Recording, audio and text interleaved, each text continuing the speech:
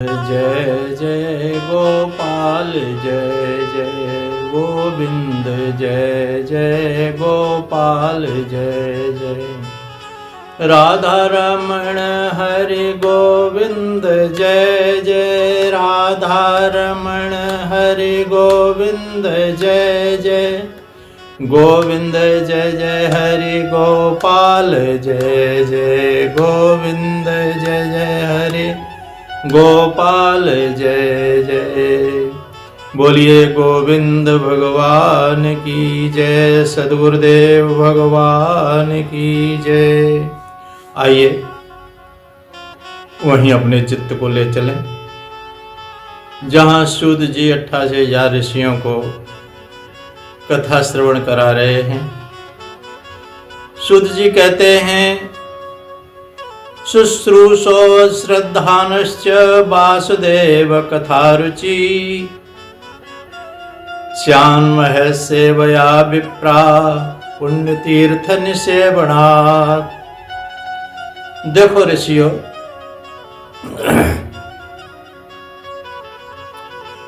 एक तो है शुश्रूषो श्रद्धानश्च, ये रुचि उत्पन्न हो जाए आपके अंदर। और रुचि जिस प्रकार से रुचि किसी अच्छी वस्तु को खाने के लिए रुचि होती है और वो मिल जाए तो तुष्टि पुष्टि और संतुष्टि एक साथ प्राप्त हो जाती हैं, उसी प्रकार से अगर रुचि हमारी हो कथा में और श्रद्धा से, तो ये परम कल्याण का कारण बन जाती है, परम साधन बन जाती है। और महज सेवा, महज सेवा का मतलब है संतों की सेवा। महत माते संत महापुरुष। महज सेवया विप्रा पुण्य तीर्थ निसेवनात्, और पुण्य तीर्थों का सेवन। पहले बताया कथा में रुचि है, और दूसरा महज सेवा, संतों की सेवा, और तीसरा पुण्य तीर्थ सेवनात्, सेवन से।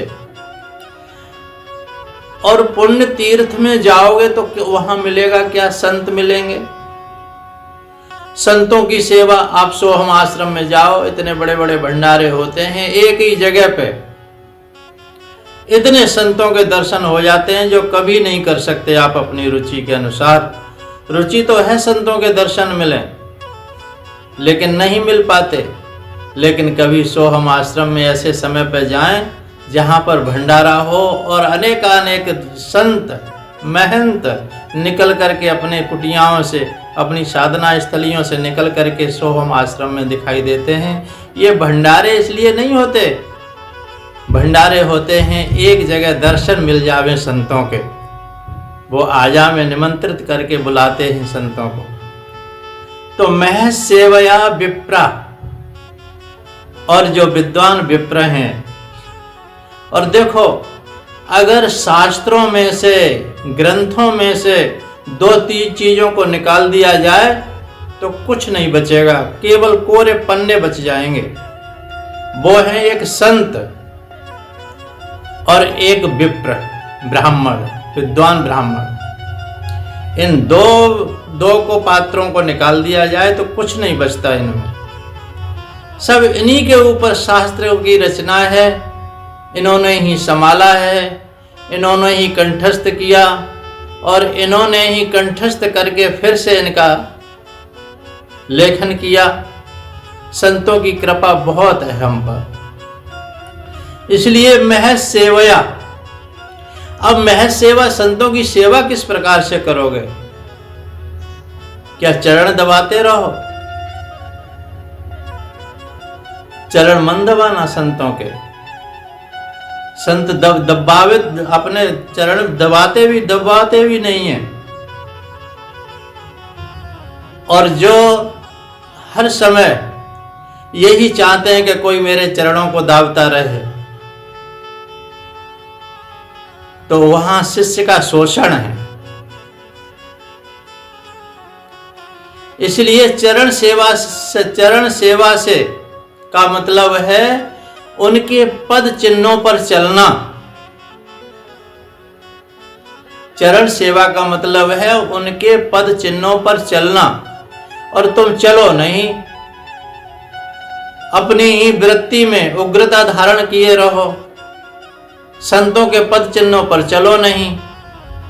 और जब आए तो गुरु जी के तुम चरण दबाते रहो और गुरु जी के सामने दंडवत करते रहो। ऐसा नहीं, उनके पद चिन्हों पर, उनके बताए मार्ग पर चलने की सेवा है ये उनकी। उनके दिया हुआ जो मंत्र है उसकी निष्ठा से जप करना और उनके बताए हुए मार्ग पर चलना उनकी सेवा है, महज सेवा। मुझे एक कथा याद आती है छोटी सी। एक संत प्रवचन किया करते, जगह जगह पर जाकर के। उनके मन में कोई अर्थावृत्ति नहीं थी, केवल धर्म का प्रचार। जो मिल जाए वो रख लेते श्रद्धा से। कभी ऐसा न कहते कि ये करना है वो करना है। ये करना तो छोटी निकृष्टता है, ऐसे अपना प्रचार करना कि ये बनेगा वो बनेगा। और जो मिल जाता उससे वो रख लेते श्रद्धा से, अपनी कुटिया की सेवा में लगाते। और वो संत एक गांव में गए प्रवचन करने के लिए। गांव में सब संतुष्ट थे, सब अच्छे थे, लेकिन एक युवक उनके पास आया। युवक ने सोचा शायद मेरा समाधान यहां हो जाए। आज युवकों के अंदर समाधान नहीं कर पा रहा कोई, इसलिए समाधान न होने के कारण वो असद मार्ग पर चले जाते हैं। युवकों की मानसिकता आजकल बिगड़ी हुई है। और संत के पास गए कि शायद मेरे प्रश्नों का जवाब मिल जाएगा। और संत के पास श्रद्धा से वो पहुंचे, दंडवत प्रणाम किया और धीरे से अपने प्रश्न को रखा, आज्ञा पाकर के, क्या गुरुदेव मैं अपना कुछ पूछ सकता हूं? संत से विचार किया कि हाँ बेटा पूछो, अपने जीवन की कोई क्या बात है, पूछो मैं बताऊंगा। उस युवक ने कहा कि गुरुदेव अगर ईश्वर से मुझे कुछ मांगना पड़े, भगवान से कुछ मांगना पड़े तो मैं क्या मांगूं? तो सूत जी महाराज यही कहते हैं, शुश्रूषो श्रद्धानस्य वासुदेव कथा रुचि। पहला प्रश्न किया उसने कि मैं भगवान से क्या मांगूं? तो संत ने कहा कि परमार्थ का धन मांग लेना बेटा। तुम जब भी भगवान के पास तुम्हें हाथ जोड़ करके मांगने की इच्छा हो तो केवल परमार्थ का धन मांग लेना। और परमार्थ का धन यही है कि शुश्रूष श्रद्धानश्च वासुदेव कथा रुचि, कथा में रुचि हो जाए हमारी, ये परमार्थ का धन है। और कथा में रुचि होगी तो उन संतों के सामने जाकर के, संतों के समक्ष बैठोगे श्रद्धा से, तो तुम्हारा अंतःकरण शुद्ध होगा।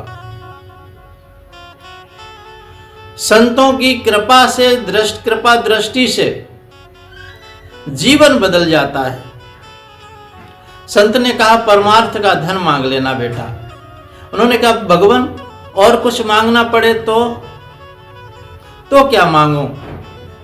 तो तुम पसीने की कमाई मांग लेना। दूसरे प्रश्न में संत ने कहा तुम पसीने की कमाई मांग लेना। वो युवक फिर भी न संतुष्ट हुआ। उसने कहा गुरुदेव अगर और कुछ मांगना पड़े तो क्या मांगूं? उन्होंने कहा तुम बेटा तुम भगवान से उदारता मांग लेना। तुम्हारे हृदय उदार बना रहे हमेशा, और उदार हृदय ही में सेवा के भाव आते हैं। सेवा फिर चाहे राष्ट्र की हो, चाहे समाज की हो, चाहे अपने परिवार की हो, चाहे माता पिता की हो, जब तक उदारता नहीं आएगी तब सेवा का भाव भी नहीं आ सकता। और जिनके अंदर भोग वृत्ति होती है वो माता पिता की सेवक नहीं बन पाते। जिनके अंदर उदारता होती है वही सेवक बन पाते हैं। संत ने कहा तुम उदारता मांग लेना बेटा। तीसरा प्रश्न, वो फिर भी न संतुष्ट हुआ। भगवान अगर मांगना पड़े, चौथा चीज कोई मांगनी पड़े तो क्या मांगूं? उन्होंने कहा तुम अच्छा स्वभाव मांग लेना बेटा। चौथी बार, चौथे प्रश्न में तुम अच्छा स्वभाव मांग लेना। वो फिर भी न संतुष्ट हुआ। उनने कहा गुरुदेव और क्या मांगो? तो संत ने बस यही कहा बेटा, अगर तुमने ये 4 चीजें मांग ली भगवान से, और भगवान से मांगने की मतलब है कि आप श्रद्धा और विश्वास के साथ और एकाग्रता से जब प्रातः प्रार्थना करते हैं तो प्रभु से प्रार्थना वो सुन लेते हैं। आप अपने हृदय से प्रभु के सामने रखिए।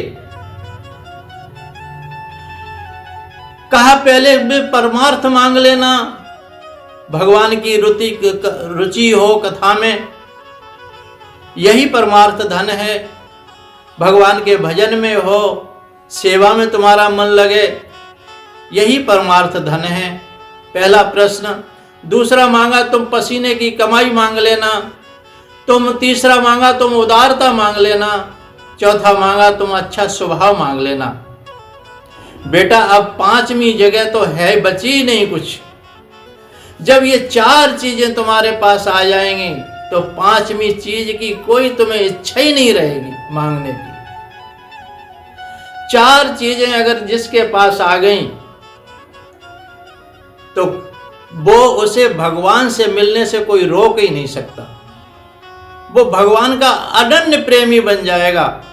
चाहे वो घर में रहे, चाहे वन में रहे, जहां भी रहेगा उसे भगवान से दूर नहीं है कभी भी। जिसके जीवन में परमार्थ का धन है उससे बड़ा धनी कौन है? जिसके जीवन में पसीने की कमाई है तो वो भला किसी की ठगी करेगा? उसके जीवन में आलस आ सकेगा?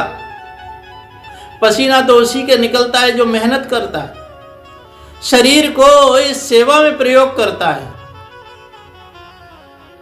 शरीर में जो पसीना निकलता है वो तभी निकलेगा जब तुम माता पिता की सेवा करोगे। जब ही निकलेगा जब परमार्थ समझ के तुम समाज की सेवा करोगे।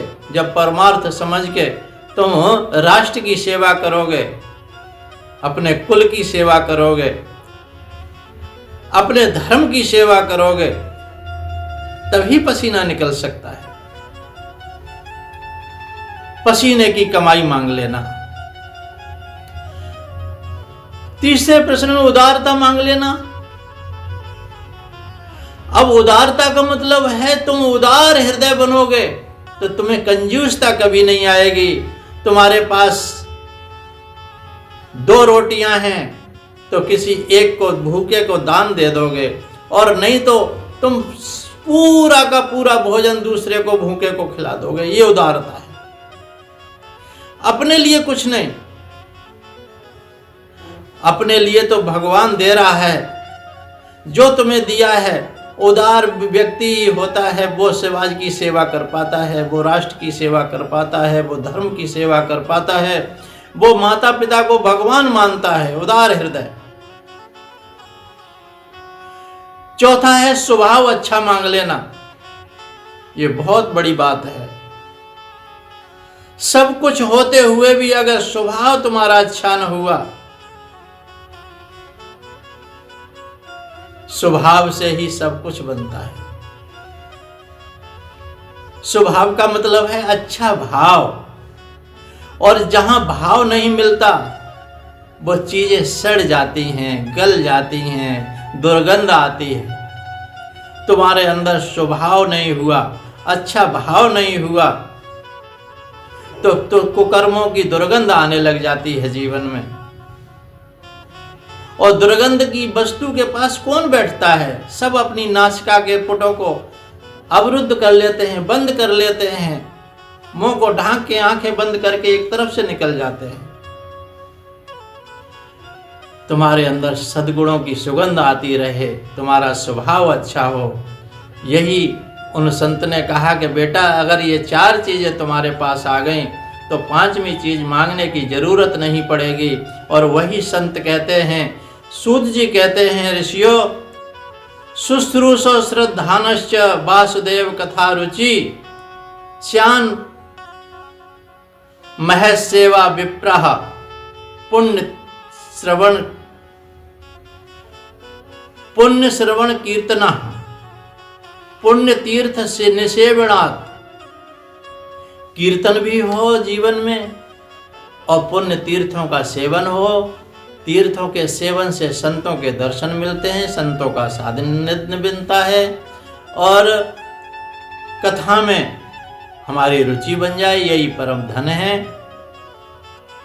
और इसी तरह से हमारा जीवन सात्विक बना रहे। इससे अच्छा हमारा कोई साधना नहीं है, इससे बड़ा अच्छा कोई ध्यान नहीं है, इससे बड़ा कोई धन नहीं है। तो आप समझ गए होंगे, 4 चीज़ों को जरूर ध्यान रखें। एक तो परमार्थ का धन जरूर कमाना, और पसीने की कमाई हमारे साथ हो, वही काम देती है। और उदारता अपने हृदय में लाना, और अच्छा स्वभाव मांग लेना भगवान से। जब भी जाओ भगवान के मंदिर यही 4 चीज़ों को मांगना। 5वीं चीज संसार में कुछ मांगने लायक रहेगी नहीं तुम्हें। बोलिए सच्चिदानंद भगवान की जय, सद्गुरुदेव भगवान की जय। जय जय श्री राधे श्याम।